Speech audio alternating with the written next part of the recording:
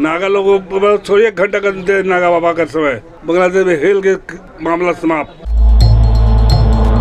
1 ঘন্টার মধ্যে বাংলাদেশ দখলের হুমকি দিয়েছেন ভারতের নাগা সাধুরা। বিএনপি নেতা রিজভীর বাংলা, বিহার, উড়িষ্যা নিয়ে মন্তব্য ও বাংলাদেশের সনাতন ধর্মাবলম্বীদের ওপর কথিত অত্যাচারের অভিযোগের পরিপ্রেক্ষিতে গত বুধবার এমন হুমকি দেন গঙ্গাসাগরের নাগা সাধুরা।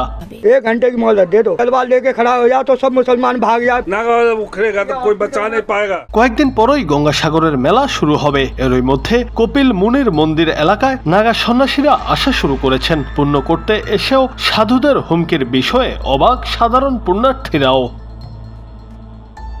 বাংলাদেশের হিন্দুদের ওপর কথিত অত্যাচারের অভিযোগ তুলে নাগা সন্ন্যাসীরা জানান, মাত্র 1 ঘন্টা সময় পেলেই বাংলাদেশ দখল করে নেবেন তারা। মেলায় আগত এক নাগা সাধু বলেন, ভারত সরকার প্রশাসন যদি কিছু করতে না পারে আমাদের নাগা সাধুদের ছেড়ে দেন, বাংলাদেশে ঢুকে মামলা খতম করে দেব। নাগা সাধুরা দাঁড়িয়ে গেলে কেউ বাঁচাতে পারবে না বলেও মন্তব্য করেন তিনি। नागा लोगों को छोड़िए, 1 घंटा का नागा बाबा का समय बांग्लादेश में हेल के मामला समाप्त। তবে বাংলাদেশের হিন্দুরা কোনো খারাপ অবস্থার মধ্যে নেই বলে জানিয়েছেন বাংলাদেশ হিন্দু, বৌদ্ধ, খ্রিস্টান কল্যাণ ফ্রন্টের নেতারা। তারা বলেছেন, সারা দেশে হিন্দুরা অন্যান্য দেশবাসীর মতোই রয়েছে। মুসলমানদের যে অবস্থা, হিন্দুদের অবস্থা তার থেকে বাড়তি কিছু নেই।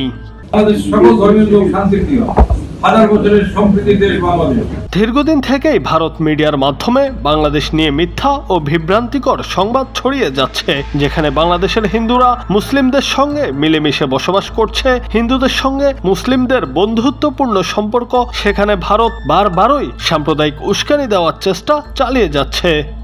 ये तो ममता दीदी को सोचना चाहिए, बांग्लादेश में हिंदुओं पर अत्याचार हो रहा है।